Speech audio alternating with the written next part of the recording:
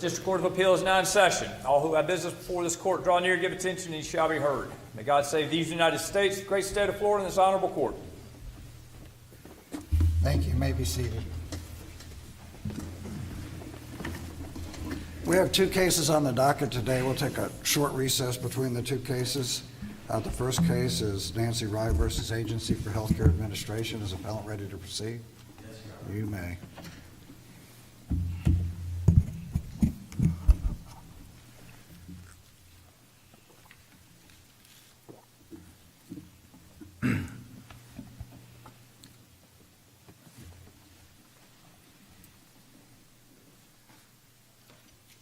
Good morning, Your Honor. Brian Gowdy on behalf of Ms. Wright. I'd like to reserve 5 minutes for rebuttal, please. All three issues on appeal are determined by whether a Medicaid fair hearing is a proceeding, quote, under Section 120.57. If it is, then Section 120.53, subsections 1 and paragraph 2A require ACA to transmit final orders from those proceedings to DOA's electronic database. In 57 pages of briefing, ACA never confronts, not once, the plain text of Section 120.569. It says that those provisions apply in all proceedings in which the substantial interests of a party are determined by any agency, subject to exceptions that are inapplicable here.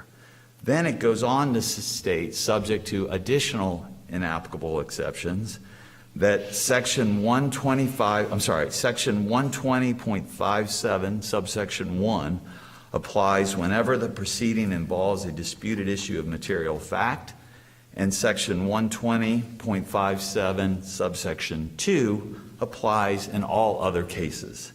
In short, when Section 120.569 applies, which is to all proceedings, then so does Section 120.57.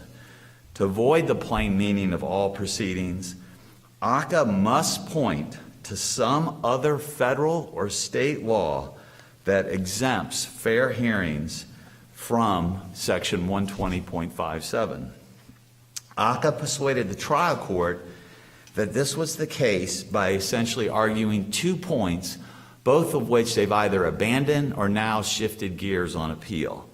First, as is documented in footnote 1 at page 3 of our reply brief, ACA repeatedly argued to the trial judge through the use of the through the use of the notwithstanding clause in Section 409.285, subsection 2B, the legislature overrode any conflicting provisions as Sections 120.569 and 120.57 were, quote, preempted by the federal regulations and requirements. Now, in footnote 8 on page 47, they abandon any preemption argument and say that's not what they meant. They also now argue on page 23 of their brief that the appropriate question is not whether Sections 120.57 and 120.569 clash, even though that was the very foundation of their argument to the trial judge and the basis for the summary judgment order. The second point they argued to the trial judge is that Section 409.285, subsection 2B, quote, and again, you can see this documented on footnote 2 of our reply brief, on page 3, quote, exempts fair hearings from Section 120.569 and 120.57. The word exempt is littered through the summary judgment order. It was throughout ACA's arguments below. They've now sanitized their brief, removed that word, and instead say, well, what the legislative intent was for a, quote, fair hearing process outside of Sections 120.569 and 120.57. Outside is another way of saying exempt. When the legislature wants to exempt various provisions in Chapter 120 from applying to an agency proceeding, it repeatedly has said so expressly and unequivocally. We list examples of these, and there are more I could list on pages 19 and 20 of our initial brief and page 2 of our reply brief. And in our reply brief, we put where they specifically exempt 120.569 and 120.57. So let me ask you this.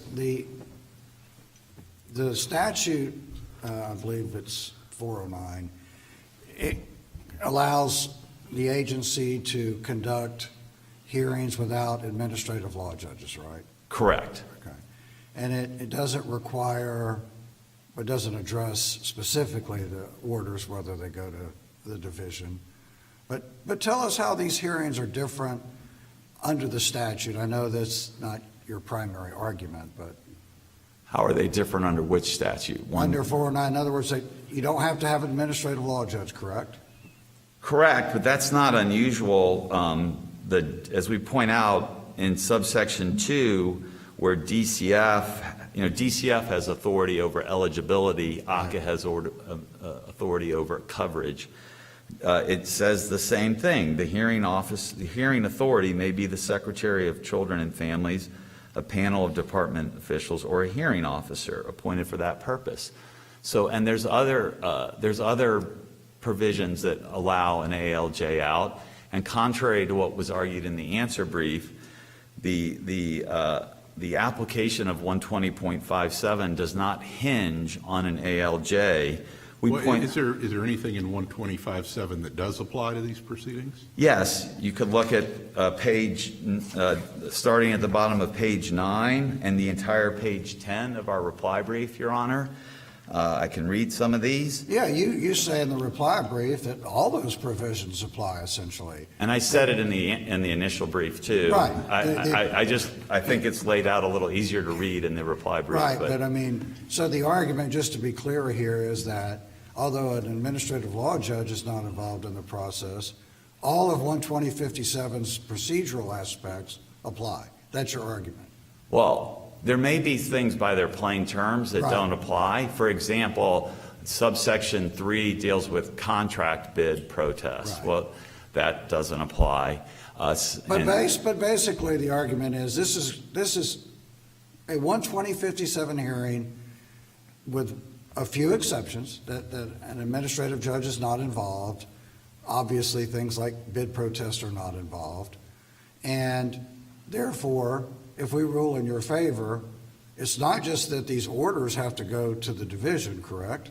It's, if we rule in your favor, as I think they say in the amicus brief, then the agency is going to have to change its procedures as well, certainly to comply with 120.57. No, I wouldn't agree with that, because we're not here saying that the agency's rule conflicts with 120.57, and ACCA hasn't pointed out any conflict, nor have we. We're not here saying that 120.57 conflicts with the federal regulations and requirements. We haven't pointed that out, neither has ACCA. They've actually abandoned that argument in footnote 8. So actually, I don't, as of things stand right now, that's not our position that ACCA has to change its procedures. ACCA just needs to recognize that a fair hearing is under 120.57.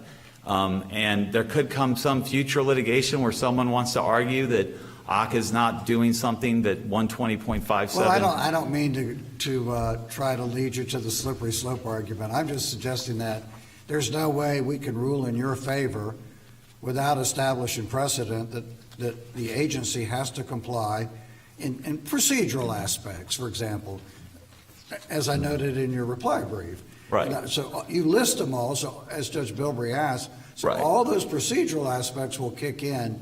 Again, I agree with Yeah, you. no, that's a right. question for another day. That's right. No, you're right. I don't want to back away from that. 120.57 applies.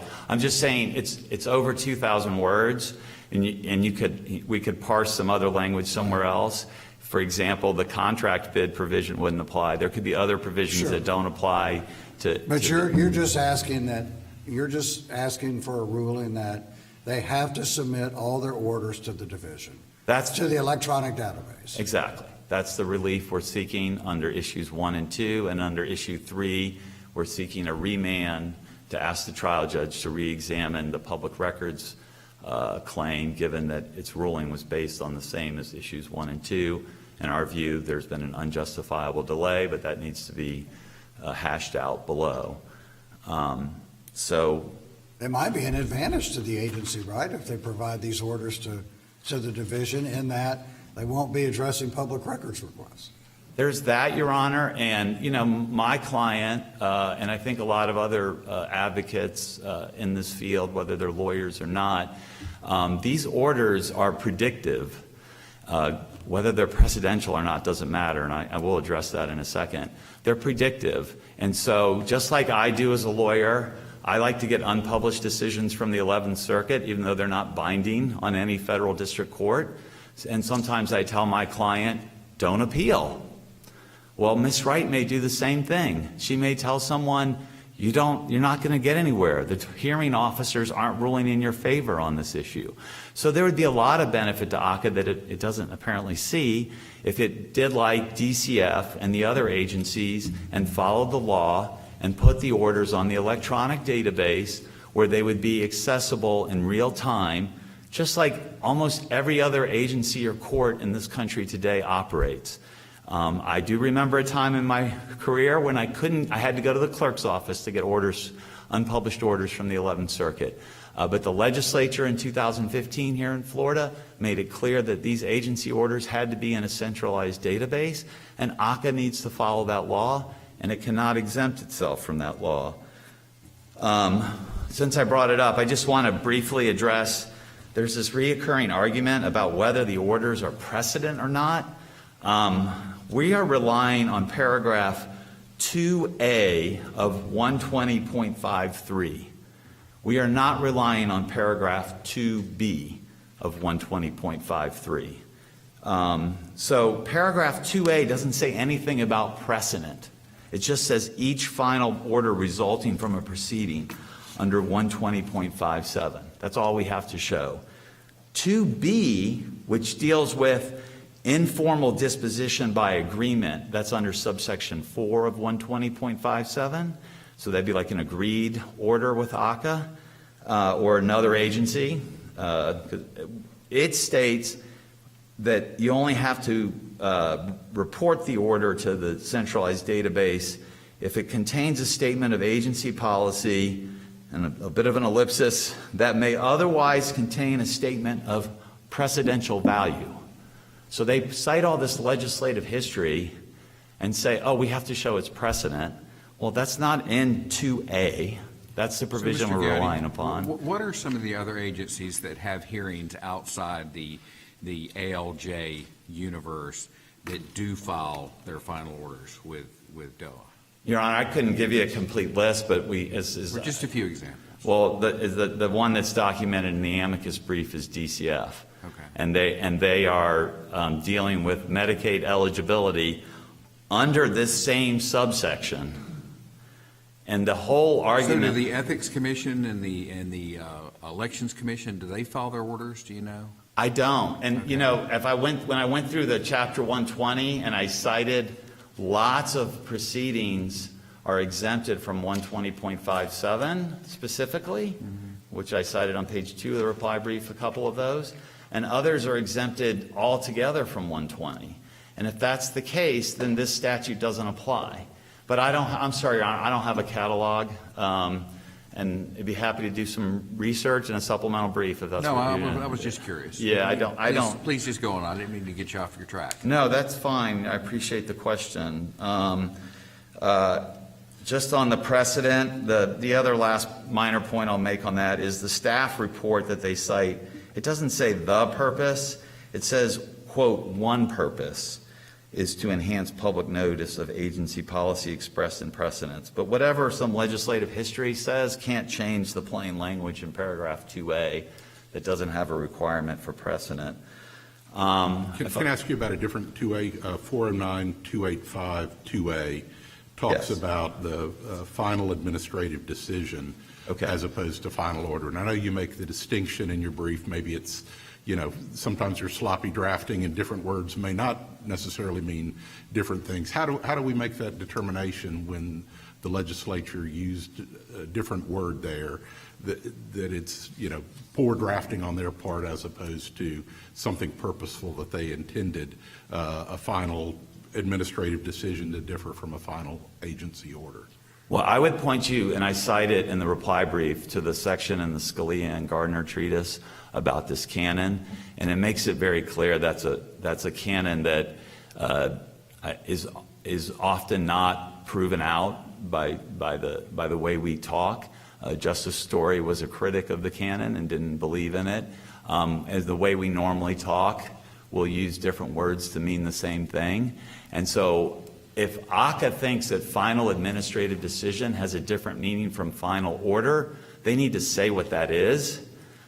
They haven't, and I can't think of one, Your Honor. Even if it is different, would it still be something that affects the substantial interest? No. No? It wouldn't. It doesn't matter. This is very simple. I read you, I'm sorry, I'm into my rebuttal, but I read you 120.569, and they've got to show an exemption. And I guess what I'll just say is this. If I told my children, notwithstanding our family's rules, you may have candy before you go to bed, my children might want to interpret notwithstanding to mean they don't have to brush their teeth or make their beds, but they'd be wrong. And so is ACCA. All the other general rules apply.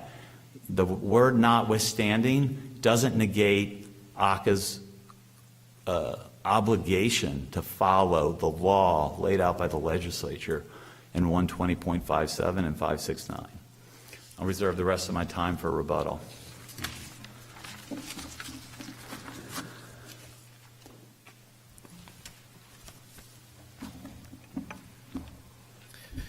Good morning, Your Honor.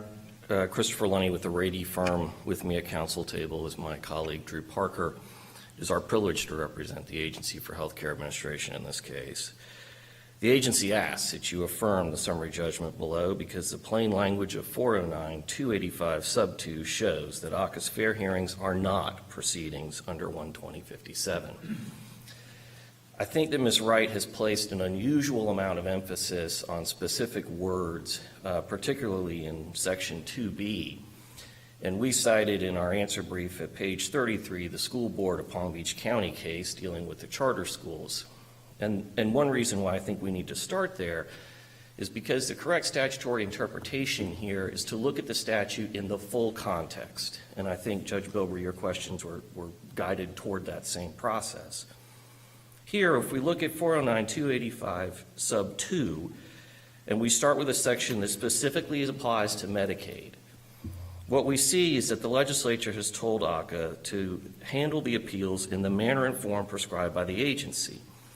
In this particular case, that obviously means that a petition requirement in 120.569(2)(c) would not exist. And in fact, in these cases, at fair hearings, as you had asked Judge Thomas, these can be a verbal petition. There's absolutely no requirement that these Medicaid beneficiaries prepare a written petition. By far the greatest contrast between what we have in the fair hearing process in 409-285-2 and with the 120.57 proceeding is the decision-making process. If you follow 120.57, you are committed to an ALJ, you have a recommended order process, you have an exceptions to a recommended order, and then the decision floats back to the agency, which has limitations on how they can change conclusions of law. Of course, it has to be within the substantive jurisdiction of the agency.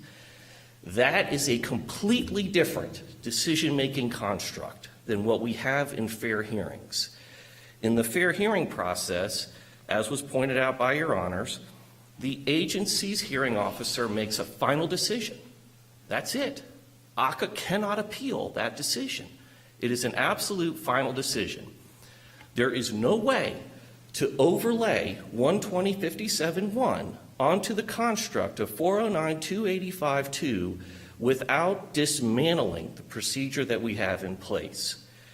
And frankly, I think the procedure even in the ACCA context, there are some circumstances where the hearing officer, the ALJ, has final order authority, right? In the ACCA context, meaning in fair hearings. I mean, in the ALJ process, there are some types of proceedings where the ALJ has final order authority, correct? Yes, Your Honor, absolutely, rule Okay. challenges. So this ACA hearing officer issues a final order on these fair hearings, correct? Yes, Your Honor. Okay. It's a final decision. The legislature has chosen those words. We suggest in our brief that that's Does chosen. it affect the rights of the parties? There's absolutely no doubt about it, Your Honor. It does affect the rights of the Medicaid beneficiaries. It also protects those rights. And this is a process by which the agency is not a party unless requested to be so. And I think that's sort of a distinction between this 12057 path and what we have here. This entire process is designed to protect the beneficiaries and to handle it expeditiously. If you look at the rulemaking authority that the legislature granted us, and by the way, there'd be no reason for the legislature to grant ACA rulemaking authority if the legislature wanted us to follow the 12569 and 57 path. But they gave us rulemaking authority, and the agency, I think, used it and used it wisely. If you look at our rule, we have a host of protections in here for these beneficiaries. The petition can be oral, the testimony is taken by phone, does not require a notary to be present. The records are provided free of charge. Not only do these beneficiaries get their entire file, they get all legal authority that's being relied on by the plan. And similarly, Your Honor, if the hearing officer at ACA has any question as to the medical condition or the issues, that hearing officer is empowered to request a second consult, and ACA pays for that consult, and then a final administrative decision is rendered. And so it is a completely different process. Most importantly, the legislature told us to have this process submitted to the federal government and approved. It's undisputed that's happened. Absolutely undisputed that the process that we have designed was submitted to the federal government and approved by the federal government. What Ms. Wright is contending, if you try to overlay 12057 onto our process, yields a result that is simply not approved by the federal government. And so our position is that it completely dismantles what we have in place. I think that's why, one of the reasons why Judge Cooper decided that this statutory interpretation was correct. And for the sake of the record, I would say that ACA's position with respect to this 12057 construct has been repeated twice in our answer brief. It was on page 8 and it was on page 30. So this shouldn't be surprising necessarily to Ms. Wright, because we've said all along this is a different statutory construct. It's an absolutely different process. I think there's been some questions, Your Honor, with respect to DCF. And as we pointed out in our answer brief, DCF has a different statute. It has a different purpose. DCF is administering different programs. DCF has SNAP, which comes down through Department of Agriculture. They deal with TANF, which comes down through HHS, and they deal with Medicaid eligibility. And so they have a different purpose altogether than what ACA has here. ACA's specific language in 409-285 sub 2 is targeted, focused, and concentrated on Medicaid. Now, why is that? One of the reasons that this process is so unique and protective of the beneficiaries is because we have a federal mandate to do that. As we pointed out in our briefs, in the federal regulations, there's an entire subpart which applies to ACA as a covered entity, not only in HIPAA, but in section 431305, ACA is tasked to protect and safeguard the information that's yielded in this process. And so we can't just publish information out there about these beneficiaries' medical condition, their social, their address. All of that has to be redacted. But these orders are final orders. They requested them, and you told them how much it would cost to go through and redact all the And we did. information. Yeah. And we did. So there is a way to scrub that information out of these orders. There is, Your Honor. There absolutely is, and it is a process that the agency uses. I would say this, though, one of the things that Ms. Wright's trial counsel and I agreed to do in the effort to try to be helpful to the judiciary was to submit some of these final orders for your review, and they have them in the record. And we ended up taking some of the orders that we had most recently produced to Ms. Wright. I think both of us selected from that group. But what you'll see is right off the bat, the name of the petitioner is redacted, and a good chunk of that information is redacted about their conditions and what have you. And I think that at the end of the day, what you're talking about is an order that's going to be heavily redacted, because these beneficiaries are guaranteed a de novo review. They are guaranteed a specific analysis of what is the Medicaid coverage handbook and what is their specific condition. And there's been absolutely no suggestion in the record below that Ms. Wright has ever cited to a Medicaid fair hearing order in any of her cases. And I think if she had that information, she would have offered it. But what we do have is the testimony from ACA through our designated representative that these orders don't cite to other orders, that they don't have precedential value, because each of these beneficiaries is guaranteed a unique personal de novo evaluation of their condition. And that could be their unique disease progression, their unique circumstances of, is their brother able to help in the home, is their mother able to? That's the kind of information, when you look at these orders, Your Honor, that we're dealing with. And it's a unique personal situation. So while I understand Ms. Wright's suggestion, I will tell you unequivocally that accepting this argument dismantles what we have in place. It causes a complete different adjudicatory process. I frankly think it would be unfair to the beneficiaries to have a recommended order from an ALJ, then a final order, then exceptions, then go back to the agency. It's just not what we have in place. Because if I'm not mistaken, if we rule in appellant's favor, all those procedures, which in fact the appellant lists in the reply brief, are going to apply. If you rule in their favor, Correct. and it went, yes. So we would, if not in this case, it would certainly establish the precedent, or at least we would rule that those kind of 12057 procedures would have to be followed by ACA. If you found this to be a proceeding under 12057, Well, no, I'm saying if we rule that these orders have to be submitted to the division based on the arguments by appellant, I think logically it follows that those 12057 procedures will overlay the ACA hearing. I would agree with you, Judge Thomas. I think that's right. So maybe you could respond to the argument by the appellant that when the legislature wants to exempt an agency from all these procedures, it knows how to do it? Sure. There's a distinction here that I think is important, Your Honor. What they're citing in their brief is an exemption from 120 entirely. And the agency's position has been that it's these two sections that are exempted. We readily agree, and we pointed out in our answer brief, that 12068 certainly applies. But we are not saying that the agency is completely exempt from 120, and certainly if the legislature knows how to do that, they've done it. I mean, so if a person loses or suffers an adverse ruling in a fair hearing, they can apply to this court under 12068. That happens, yes, and we've cited, Your Honor, those opinions. Absolutely.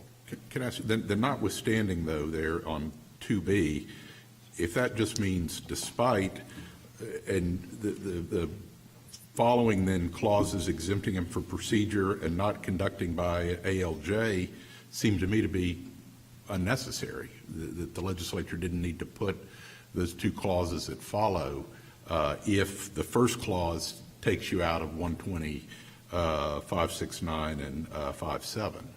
So is that just superfluous language by the legislature there in the second clauses, or what are we to make of? Well, I think Your Honor's question assumes that we would apply Justice Scalia's interpretation of the word notwithstanding. I think that the trial court adopted the Jones decision that we cited below, and we've cited the Castro 11th Circuit decision here, which suggests that notwithstanding usually means ignoring that entire set. Then the statute that follows is the statutory language controls. And so I don't think that it lends itself to a superfluous instruction. I think what we try to point out is, the Hudson Amendment came into this process and was placed right after that notwithstanding. And what I believe is the case is that amendment was meant to trigger, we're not going to use those administrative procedures that are already set up as a default position. We're going to follow a different path, and we're going to give this agency rulemaking. And so could 409-285-2B be written with greater clarity? In hindsight, I'm sure all of us could come up with a better way to write it. Thankfully, that's not our job. The legislature, though, sometimes doesn't act with the precision that you would like, but I think if you look at it in context and you go through the analysis of, let's start at 2, 2A, 2B, and 2C, the only conclusion that you can draw is that this is not a 12057-1 proceeding. And that conclusion has to be drawn in order for ACCA to have a statutory obligation to publish and, well, first to redact, and then to publish those decisions under 12053. Keep in mind, 12053 does not reference 12569. 12053 only targets 12057. And so the agency's position is these are not proceedings under 12057. We've built a completely different process. It's been in place for 7 years now. And this is, to my knowledge at least, the first challenge that, well, even though the statute says notwithstanding, we should still view this as a 12057 proceeding. I don't think that's entirely the most accurate analysis, and I don't think Judge Cooper thought that, and I think Judge Cooper was correct. So we'd ask that you affirm the final summary judgment granted to ACCA below. Thank you, Your Honors.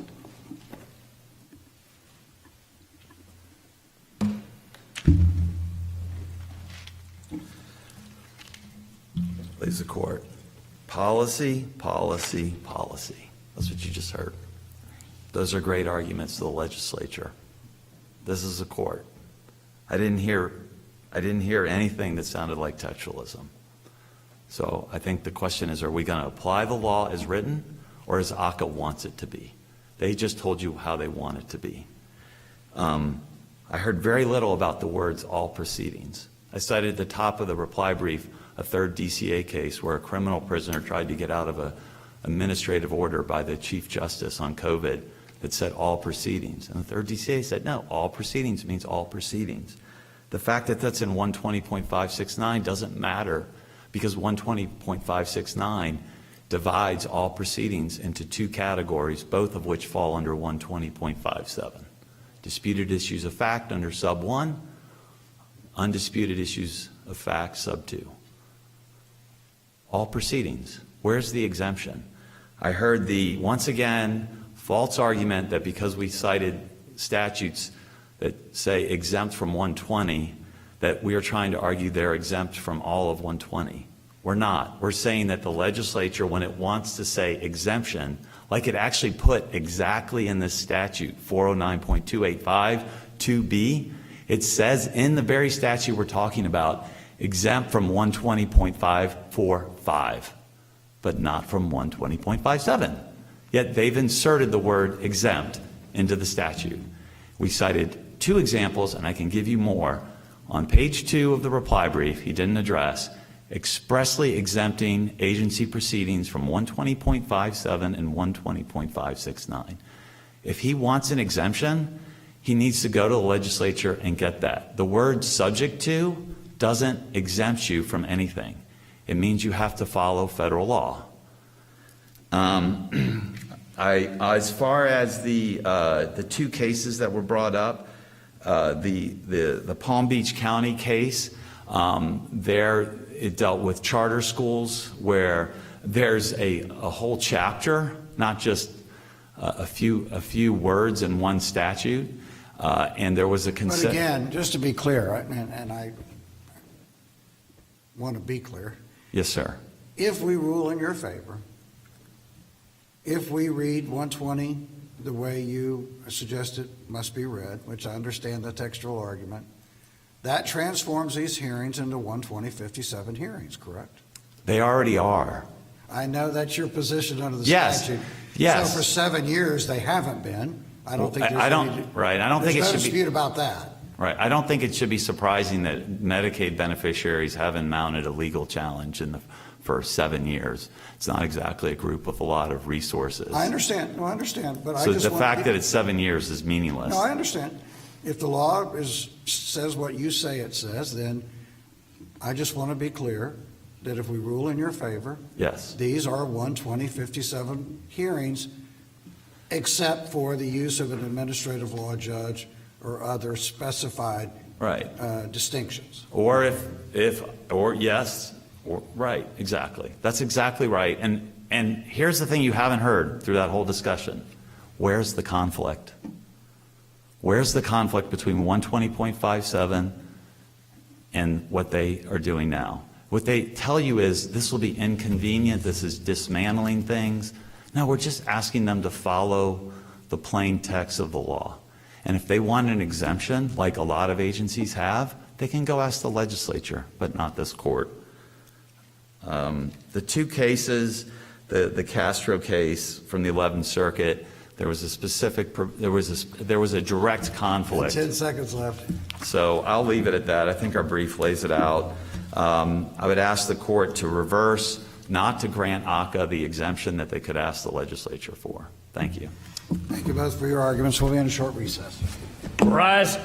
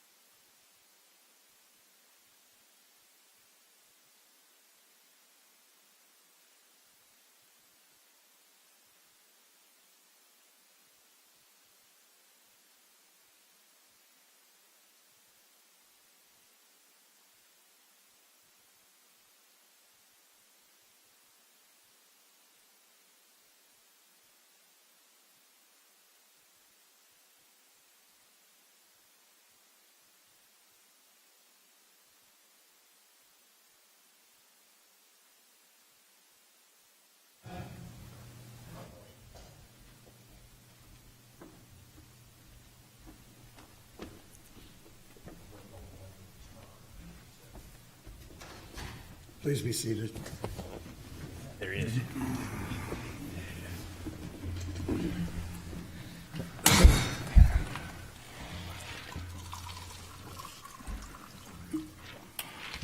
We have one more case on the docket, West versus West. Is the appellant ready to proceed? You may.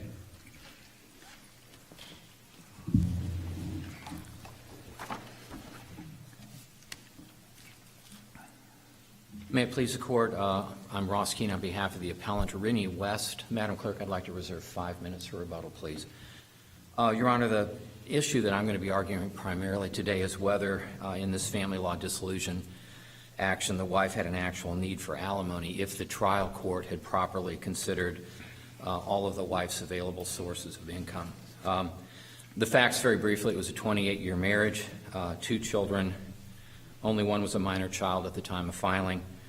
Parties owned 2 businesses in equitable distribution. The husband received a business, landscaping business. The wife received a mini storage.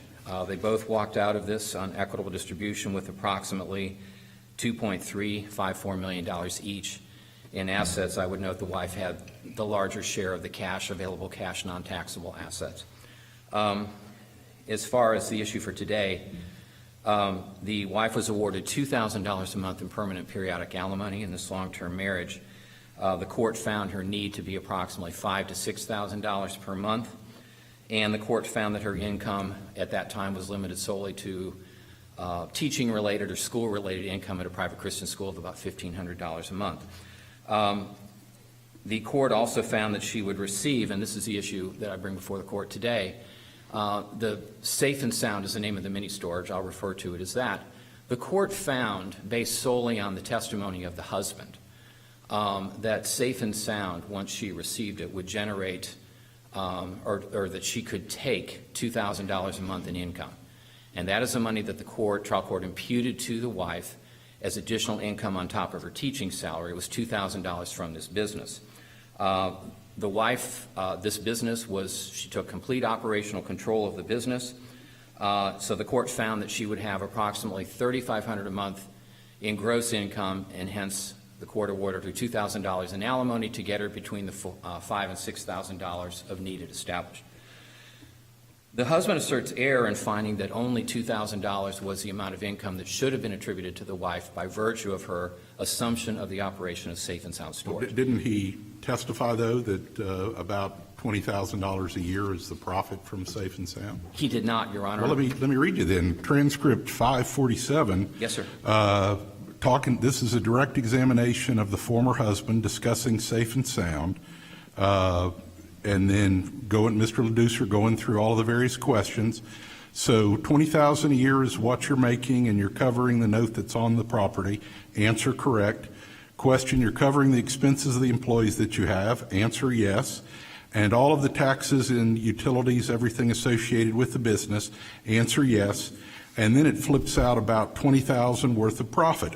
Answer yes. Yes. That's contrary to what you just said, isn't it? Your Honor, he said, and he used the words, and I think it's important, and yeah, I don't dispute that the record said that on his cross coming back, but he said in his initial testimony that he was taking or that he took about $20,000 a year. The court moved that up to $2,000 a month, but we're talking a few $1,000 difference.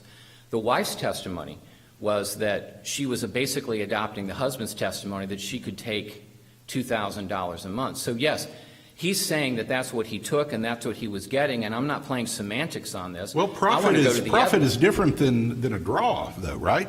I mean, when he testifies it makes $20,000 a year in profit, there's CSE to support Chief Judge Miller's decision then, right?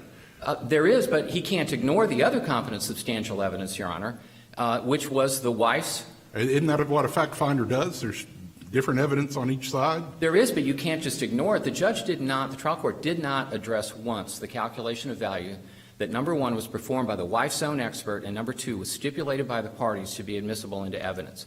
And I lay out in the brief, and I can right now, that if you take and there are two different components of the extra available income to Safe and Sound mini storage. One is the net earnings, or I can't remember what they called it, normalized earnings is what the Carr, Riggs, and Ingram calculator or evaluator called it. And that showed that on average for 2020, there was about $9,000 of extra cash per month. Okay, and on a 5-year average, $9,795 just for the 2020 year, which was the last year they valued going into the final hearing.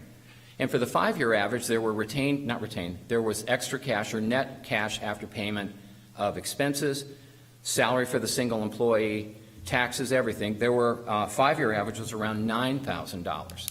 Now, that is in evidence that was there. To answer your question, Judge Bilbrey, I understand. I'm not sitting here arguing, Kanakaris, and that Judge Miller didn't have the discretion to rule as he did. But I also would argue that you cannot ignore record evidence that was there, and that was sitting there right in front of him as well. So I don't think it's a matter of him choosing or a witness credibility issue.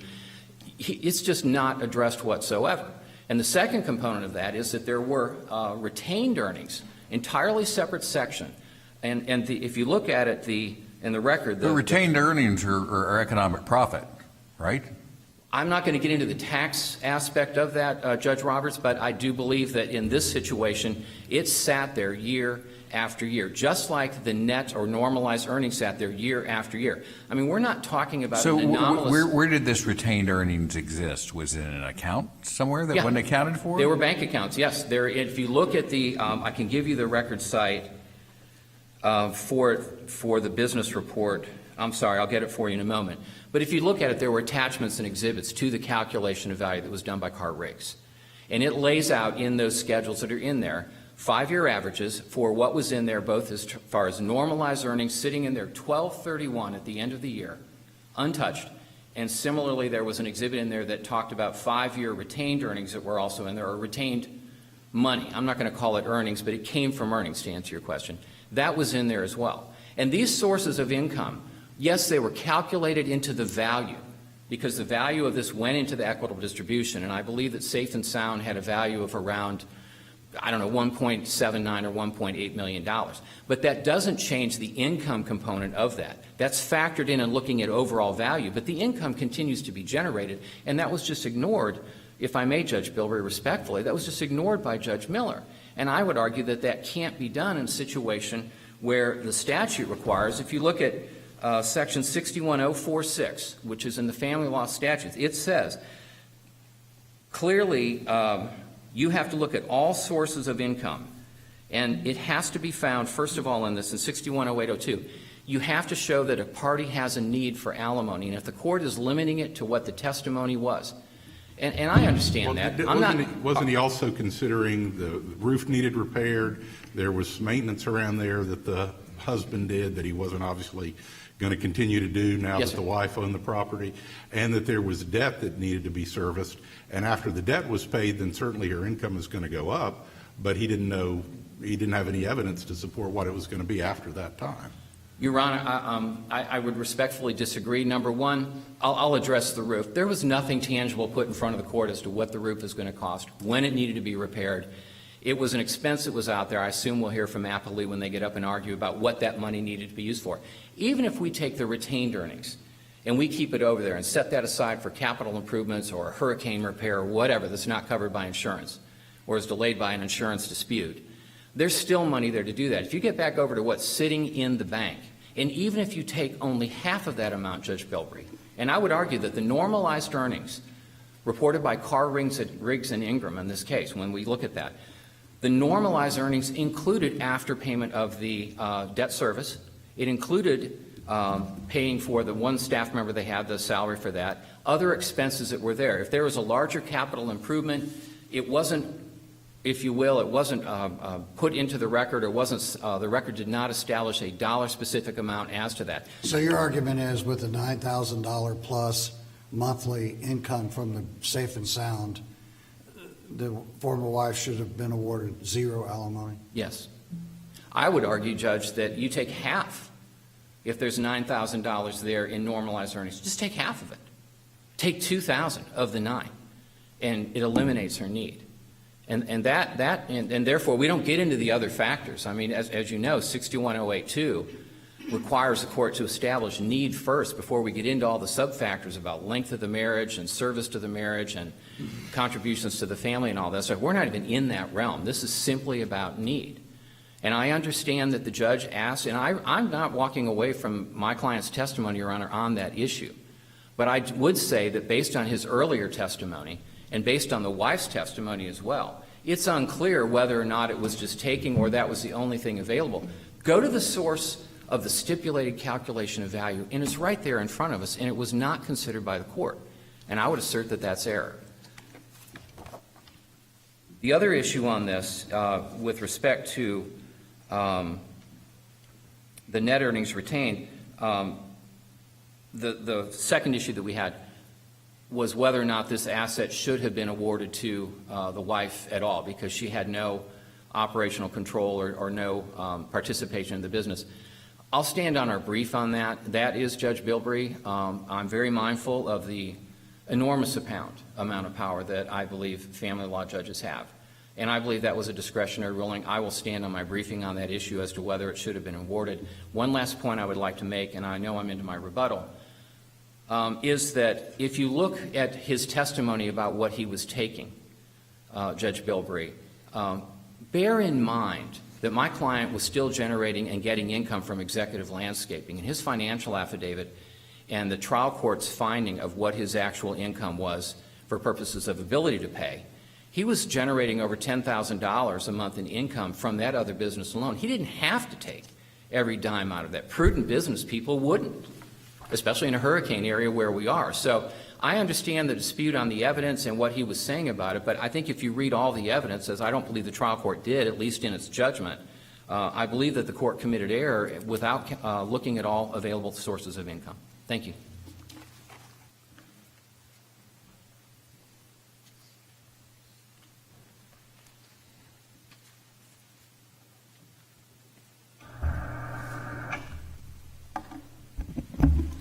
Good morning. Good morning. My name is Jane Thorson, and for some of you that have known me for a while, my former name was Jane Borhaney, so people have been getting confused about that. I represent Millette West, the appellee in this matter, and you know, it took me all the way back to when I did my very first appeal. It was 1991 when I went with John Myrick, and I went over to the firm, and John handed me a transcript that had 4 volumes, which is exactly what this one has, and has the final judgment, and said, Jane, I want you to read this final judgment first, and then I want you to read the transcripts, and I want you to tell me if you find evidence to support the findings of the trial judge. Because the trial judge in a family law case, which was different from what the background I came from, his decision or her decision must just be based on the evidence, and you have to prove an abuse of discretion. So I listened to him, and I thought, okay, and so I read that, and I came back and I said, but there's other evidence that might, you know, support some other ruling. And he said, yes, there can be, and there often is. I mean, what would you expect? You have a husband presenting one side, a wife presenting the other side. Obviously, there's going to be conflicting evidence.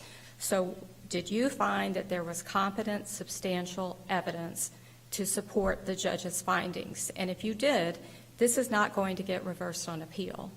And that has been the history for 32 years now that I've been doing this. So when I read this one, it's the exact same thing I did. I waited until the transcript came in. I waited to read that final judgment. I read that final judgment, and I said, goodness, Judge Miller did a good job. I mean, he really backed up every one of his findings with evidence from the record. And I'll go into those specifics in a minute. But let's see if they're really there. You know, sometimes maybe the judge gets confused. I've been doing family law for a long, long time now. So then I got the transcript out, and I read the whole transcript. And then I felt even stronger about this final judgment. So if we're looking at this from a normal review process, which obviously we are, there's clearly competent, substantial evidence to support these 2 issues on appeal. And I think in my conclusion here, I kind of cited from a case that I always like to cite from, but it just has some really good language, and then I'll go into the specifics. The judgment of the trial court reaches the appellate court clothed with a presumption of correctness.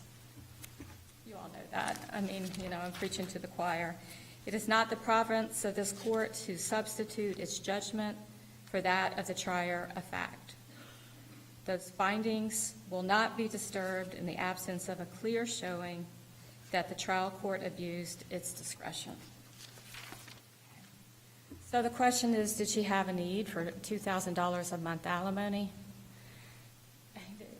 Their own counsel went in and asked for limit it to $4,500 at the start of this hearing, and the judge only gave her $2,000.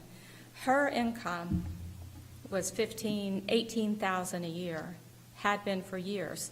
And, you have to look at the whole picture. If you read this transcript, these parties have a disabled child, and I really hope I can get to that. I hope I'll have enough time to do that.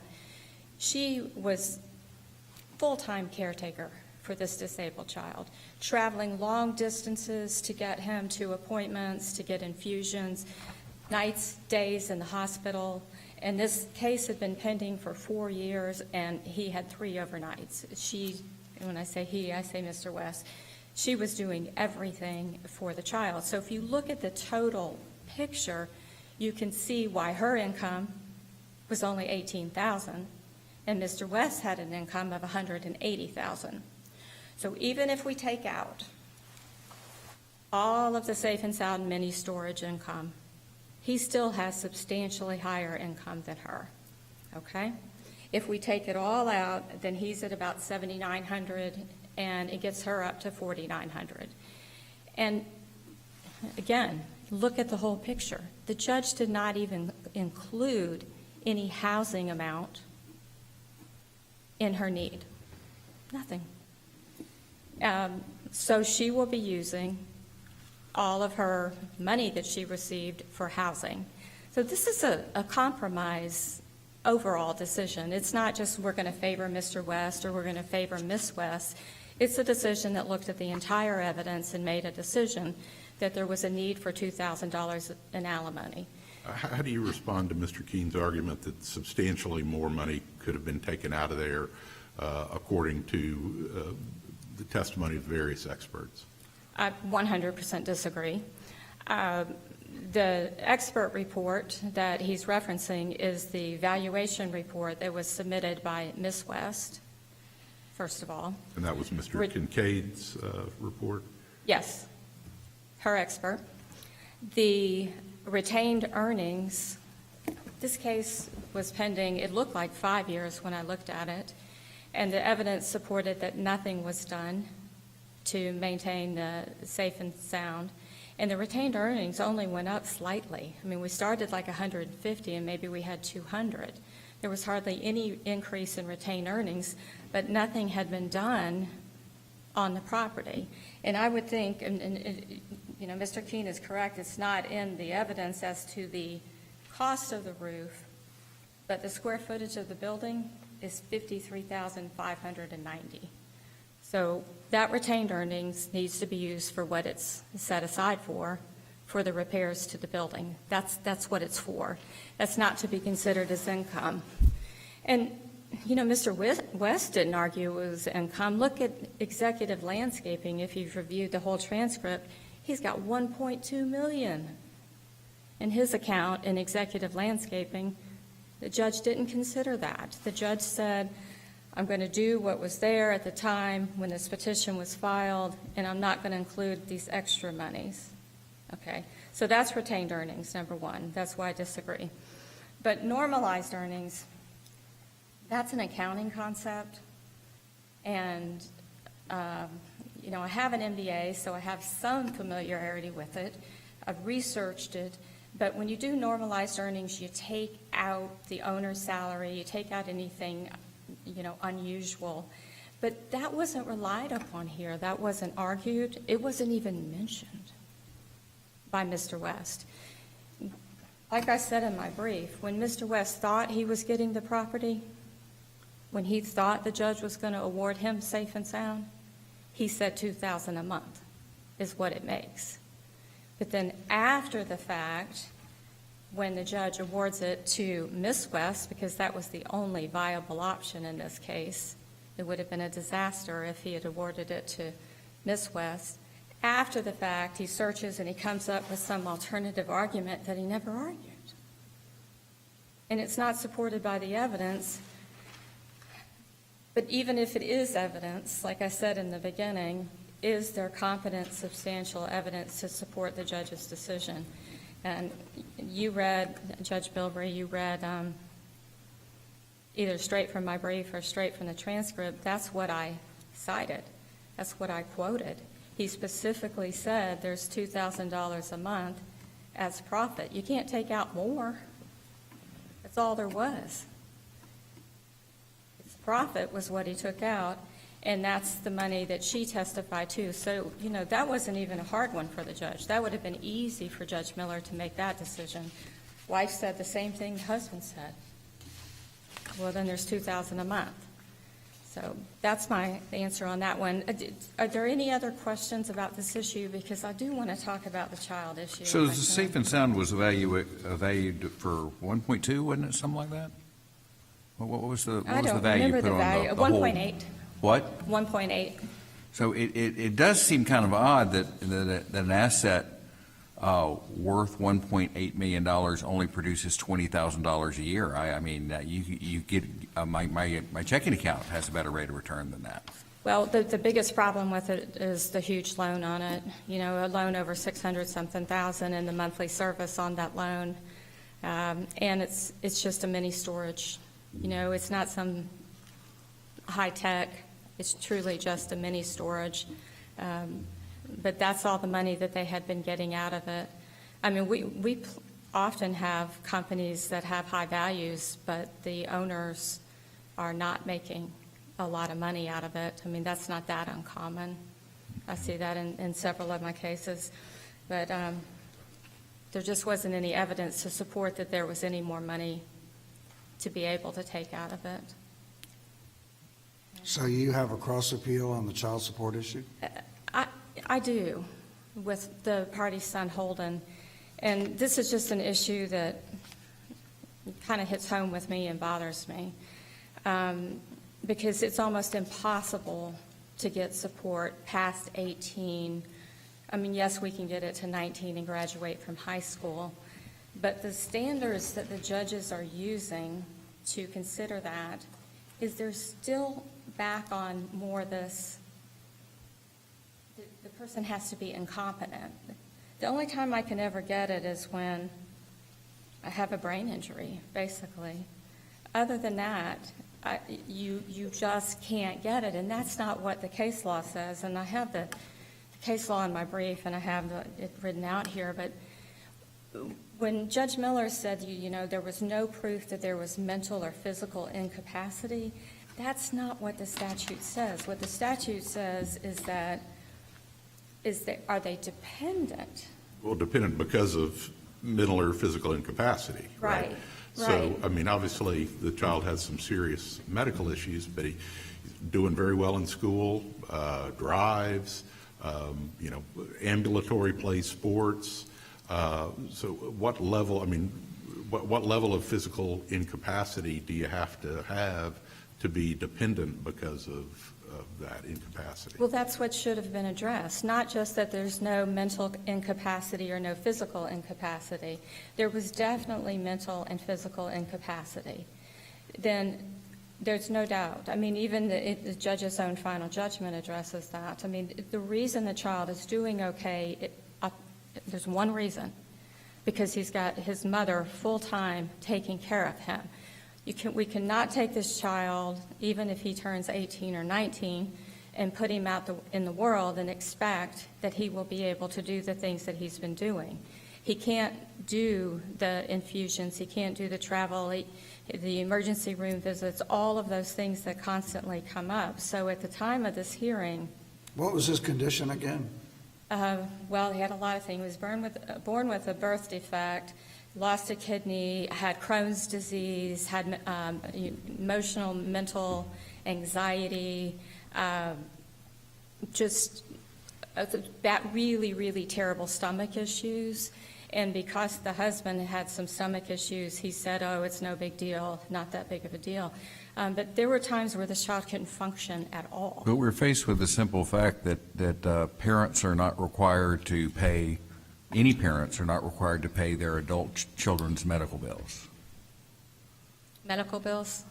Well, that's what you're saying. He has to go get the infusions, he has to go this, has to have all these treatments. That seems to be what you're alleging that he's dependent on the mother for is making sure he gets to and is able to pay for these medical things. Well, I'm looking for continuing child support, and I was just trying to give an example there that this child is dependent on his mother. And I don't mean just for expenses, I mean for everything, for him to be able to function in the world. But there's not a lack of mental capacity to have a job and to take care of himself. Is there anything in here that, does he have some kind of mental incapacity that keeps him from being able to take care of himself? Well, my issue is more long-term on these cases. Here, I don't... Is there incapacity or is there not incapacity? I think that is the question. There's the extreme anxiety. There's the report of Dr. Hodges, how it's difficult for him to function. But see, you're hitting on the point that I'm trying to make, is that I didn't try this case, but if the judge had hit on the dependency part of it, then it would be different than just saying mental incapacity. What exactly does that mean? If you're... Well, the statute requires incapacity leading to dependence. Just being dependent, just needing someone to manage your affairs is not the same thing as having incapacity that leads to the dependence. Right, and it really wasn't addressed in the decision. It's just the conclusion is that there's no mental incapacity or no physical incapacity. If you read the beginning of the final judgment, that's what the judge says, is that no one said that this child was mentally, was incapacitated. And what I'm saying is that there was evidence of some. Well, doesn't this, though, come down the same as your argument on the alimony, that there's competent, substantial evidence on both sides? The husband says he's not, wife says he is. We don't have any undisputed, medical testimony that he is. So the judge, as the fact finder, gets to make the call, and we got to go with that, right? Absolutely. I mean, I agree with that. I just wish that we could get some clarification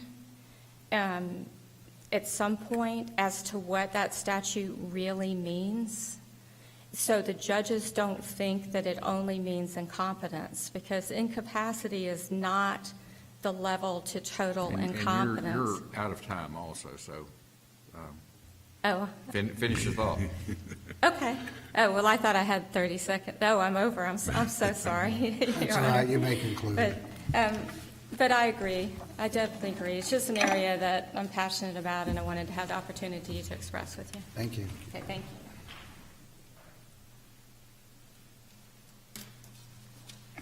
you. Just briefly going back, Judge Roberts, to answer a question you had with respect to the rate of return at Safe and Sound, I want to make very clear, it's on the record, page 2387, that Mr. Kincaid's calculation of value and the net or normalized earnings left over was after the debt servicing. I just want to correct that, because I believe that counsel for the appellee suggested that that wasn't considered. As far as the ability to pay, we don't dispute that our client has the ability to pay. That's not what this is about. This is clearly about the need and whether or not that income was considered.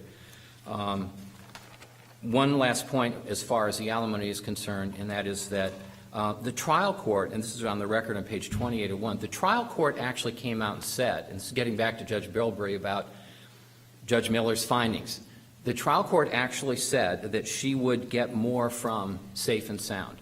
We didn't have a dollar amount or a specific amount, so he was relying on the $2,000. I get that. But it was in the record that the judge, she's going to get more from it. The wife testified that I'm going to get initially $2,000, but I'm going to get more. I mean, it was like the best or worst kept secret in that courtroom that $2,000 was just not a number that really had any meaning, especially if you look at it in the context of Mr. Kincaid's calculation of value. So I think that's important. And as far as the income generation, I couldn't agree more, Judge Roberts. You know, counsel for the appellee suggested that this is some rundown mini storage, you know, out in the weeds. That's not the case at all. This building was clean, repaired, and there was no testimony about disrepair or anything like that. And even if there was, that retained earnings, the second component that was in the calculation of value as an exhibit, that money was there for any capital improvements or repairs that needed to be made. I'm looking at the normalized earnings account. And again, take the 9, take it 876, whatever. All we need is $2,000. And you can read between the lines. Judge Miller was saying there's more than 2 there. I just think that the number has no real meaning. And I understand my client used that number. He said about 20,000. The 2 came from the judge. But there's more there. And I think the record, as far as Ms. Brahaney was saying, you can't ignore evidence that's there. I would argue Judge Miller ignored competent substantial evidence as to what the wife's actual income generating capacity was.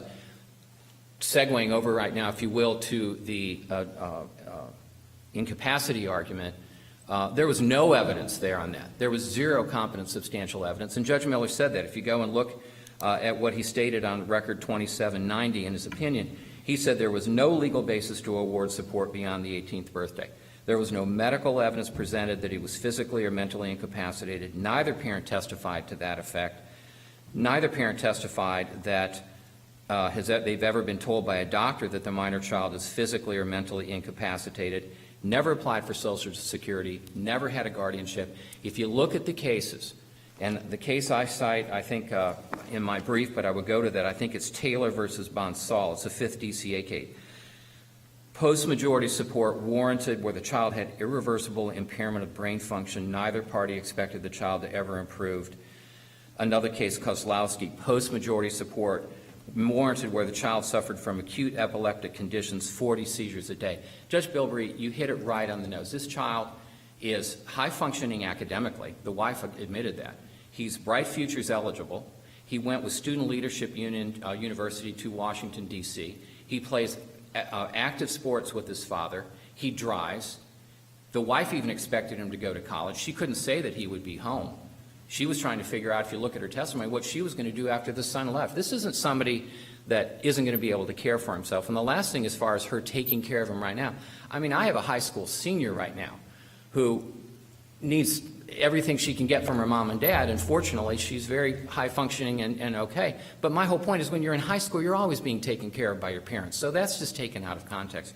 We would ask that the court be affirmed with respect to the denial of the request for the post-majority support. I would ask that the court reverse on the need issue, for the court not considering all actual sources of income available, again relying heavily on the expert report that was submitted by stipulation and was before the court but ignored. Thank you for your time. Thank you both for your arguments. Court's in recess. All rise.